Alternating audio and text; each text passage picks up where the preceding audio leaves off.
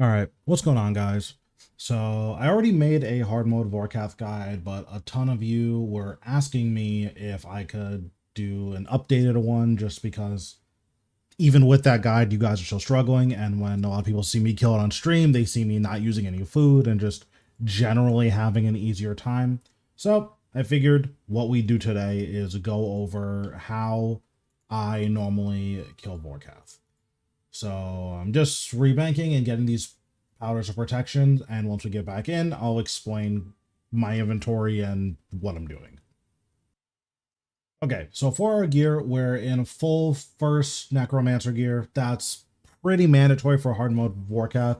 You can use worse gear, but the longer this fight goes, the more chances you have of getting randomly KO'd. So I highly advise using anything less than max gear. So I'm using full first necro, I'm using Zemmergul's Nexus. This doesn't matter because we don't use any defensives that care about having this Nexus in particular, but I have it, so I'm going to use it. I'm using Jazz Book. I highly advise against using full book. The increased damage is very substantial. So basically, every time your full book procs, unless it's right at the beginning of the kill, you're just going to die. So highly advise against using full book and just use Jazz Book. You can use Grimoire, but I would just use Jazz Book. Suck Cape, Reaver's Ring, that's pretty standard. Vorkath is undead, so I'm using a Salve Amulet. You can bring an Essence of Finality switch for when you're hitting Zemmergul. That's not necessary, but I bring one because I'm comfortable here. If you're not comfortable here, don't bring one. It's not a massive deal. Bringing Elder Overloads. They're just your best overloads. No reason not to. Bringing Enhanced Replenishments. I'm bringing Spiritual Prayers. These isn't necessary, but sometimes if you're having a hard time upkeeping your Blood Reaver, it will run out of points. So just having the Spiritual Prayer to make sure it's always able to heal you when you need it to is nice.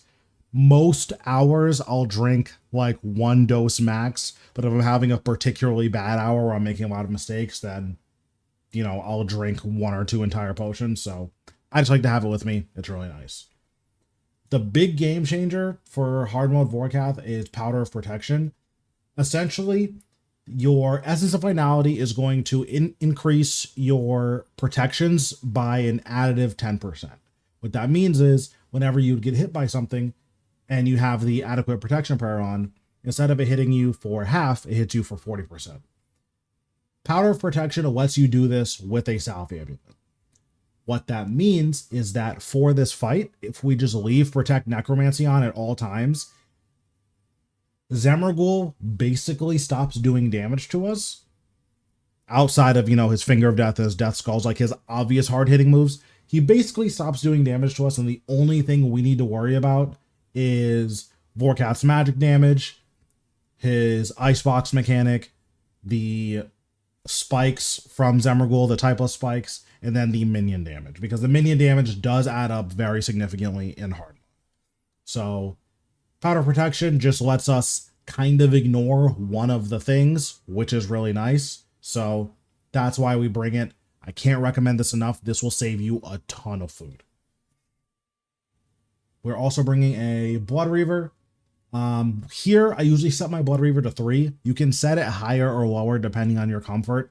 3's been a very good number, especially because once you're comfortable here, you'll be sitting at max health relatively often. So I like 3. You can use 2 while you're learning, but you need to be really on top of your Prism restorations. Speaking of Prism, I have rune pouches. I have runes for Prism of Restoration and for Spellbook Swap and Disruption Shield. Disruption Shield isn't mandatory, but it makes this a lot more comfortable because whenever you make a mistake, you can just Disruption Shield and that mistake largely goes away. So I really like Disruption Shield for that. Again, not mandatory, but very, very nice. In terms of the rotation, it's really not a super big deal what your rotation is. If you're seriously pursuing hard mode Vorkath, I'm assuming you know a little bit about necromancy and you've been using it. And, if you have max gear, you know what a living death rotation is. So this video isn't going to be a rotation guide, but, if you want a rotation guide, after the guide portion, I'm just going to have the unedited video at the end of me just killing the boss.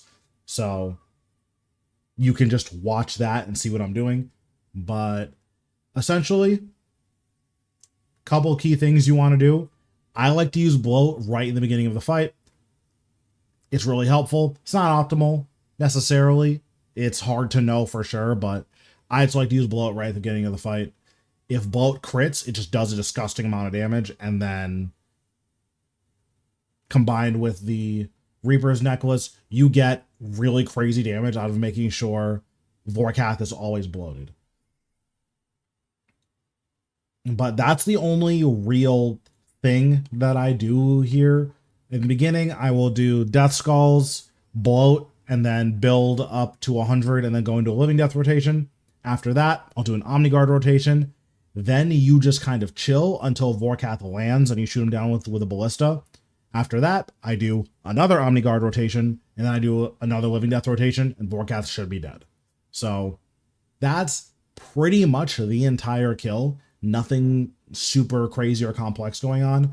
The big thing we're doing is paying attention to our movement, making sure we're moving properly to address the minions, and making sure we're actually using the special action button, because it is very, very good here. Not just for shooting Vorkath down, but for general damage and also for killing the special adds. Super, super good. So let's do our aura. Your aura doesn't super matter here. I usually do it with Majorat. Mine's on cooldown, so I'm just going to do it with Dark Magic because it's not a big deal. When you're learning, there is definitely upside to using Aegis. Personally, I try not to lean on Aegis and just use Dark Magic, but what you do is up to you. We'll put that on, summon our Blood Reaver, set this to 3. I'm not really going to be talking through my rotation. I'm just going to be going over what Vorkath is doing and what I'm doing to counteract that. Now, for our setup, I like to do the standard Undead Army, Life Transfer, Activate Ghost, Death Mark, but I will also use Threads on my way in, because if you Threads, you can Surge and then Soul Sap. Zemergul will be immune to the Soul Sap, but he'll still get Death Marked, which is very, very nice. You don't have to worry about it later. And Vorkath will get Death Marked, which just helps. Doing it at the beginning just makes life a lot easier. So we're prepped. We'll activate a Powder of Protection, and let's get in there. So doing our setup, Death Mark. We'll begin encounter and then Life Transfer, or we'll begin encounter and then Threads, Soul Sap, Skulls. Now here I'll use Bloat and then we'll just build.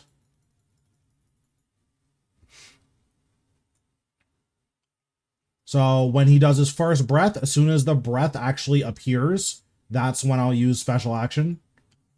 So now I'm going to go into Living Death rotation. If you have Undead Sigil, it's definitely good here.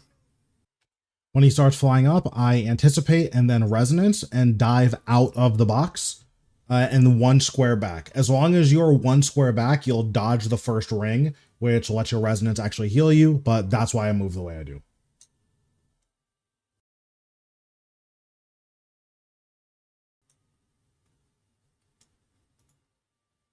So our special action button is off cooldown, so we're just going to immediately use it again. Now I'm going to go into an Omniguard.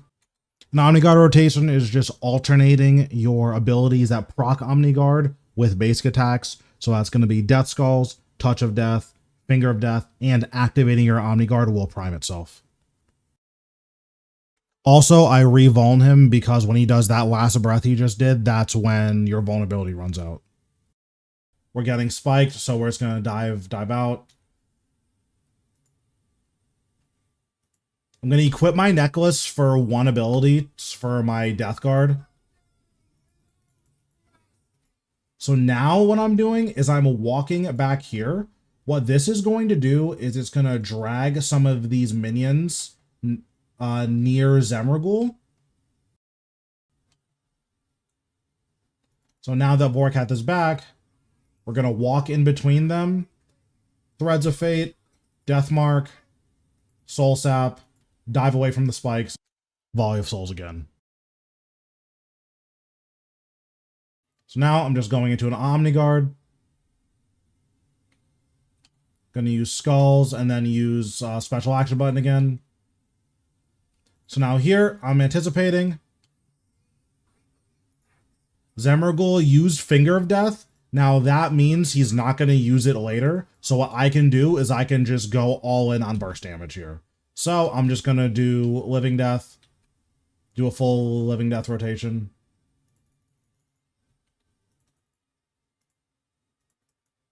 If you have Undead Sigil, this is a good time to use it.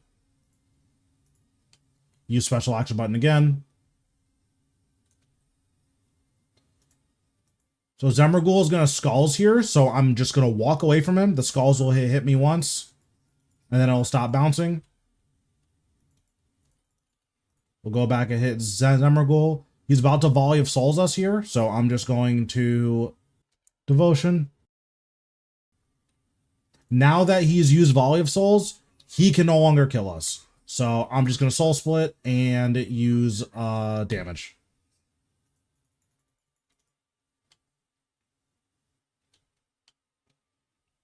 But yeah, at this point, you're good now. You can't die anymore. So you just do as much damage as you can, as fast as you can, and he will eventually die.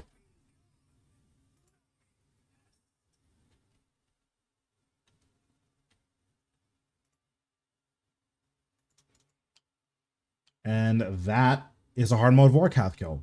Now, there was a lot going on, so what I'm going to do now is show another kill where I'm not commentating during it, and then I will make pauses during that kill just to explain what I'm doing. But yeah, let's go to that. All right, so now we're in the new kill. I'm more or less not going to say anything unless I feel like something relatively complicated is going on. So we're just doing our setup here. We're going to get in and do a kill. And I'll pause the first time we need to do anything out of the ordinary. So I use Prison Restoration here. Just, it's good to have it up basically at all times. So on this first breath, one special minion is going to spawn here. That's why I use special action button.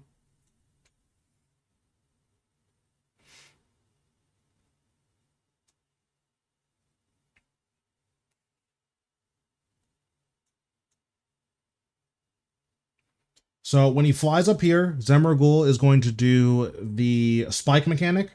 So what we're doing when we dive is we're diving horizontally out of the spikes and then one square back. As long as you're one square back, you will be out of the first ring, which just protects your health bar. And it also keeps you out of melee range of when Vorkath lands, because if you're any closer than that, Vorkath landing will hit you for like 3k melee damage.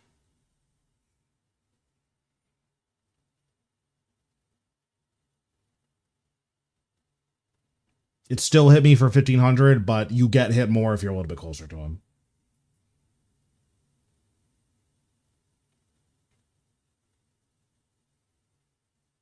Using special action button. Now, this is the last time we're going to special action button before flight.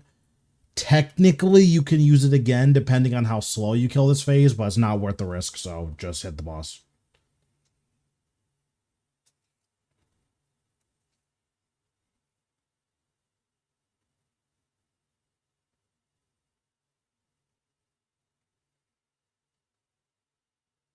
So he's going to fly away after he finishes attacking Zemragul here. We're diving out of these spikes.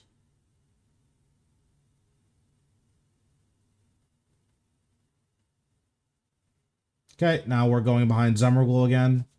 Now, the last kill you didn't really see it, but this kill you see the Ranger and the Major walking up to Zemragul. That's why we moved to this position, because when Vorkath lands, we'll be able to volley them.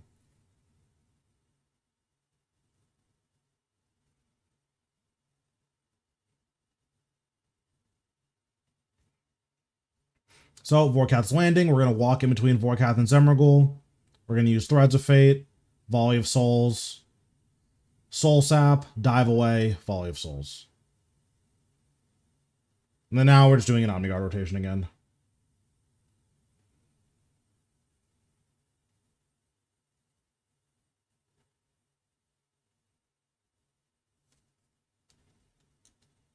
Okay, so one of two things can happen here.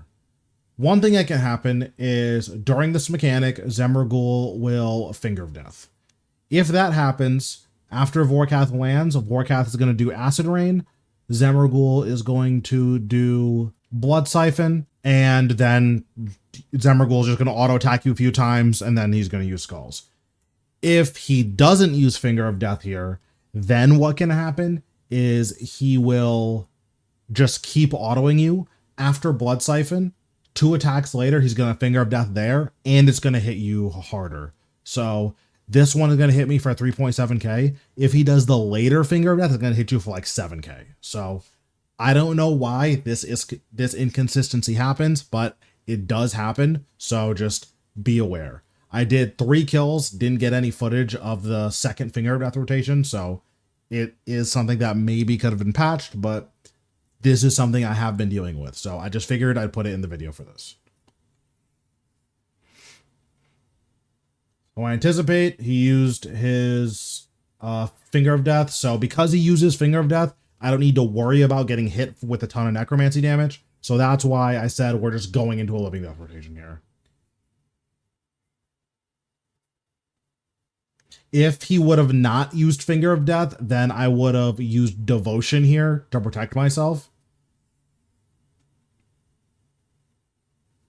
Okay, so Vorkath is dead now, so the kill is effectively over. We just need to go through the motions of killing Zemragul. He used Skulls. We dive out of the spikes. That walk-in was a little bit suspect, but we ended up living, so it's fine. We Devotion here for his Volley of Souls, and we're good to go.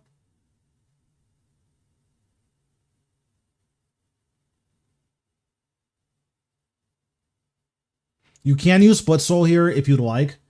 I just didn't because I didn't want to. But it's definitely good here. This is probably the best time to use it.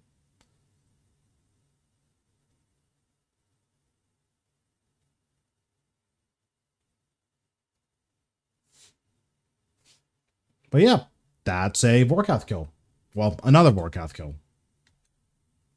All right, so hopefully that gives you guys a pretty good understanding of how you can go about doing Vorkath. Again, this is less of an explanations of like, here's all the nitty gritty of his mechanics and more of a, what should you do and when should you do it? So hopefully this makes your hard mode kills a little bit easier. Not easy because again, like this isn't easy. I'm super comfortable here, so I'm going to make it look a little bit easier, but this is tough and you're going to take a lot of damage, especially when you're warding. So yeah, let me know if this guy helps you guys, and if there's any other content you'd like to see in the future, feel free to leave a comment and I will see if I can work on it. Thanks guys for watching. If you like the video, feel free to give it a like, subscribe to the channel if you want to see more, and I'll see you guys in the next one.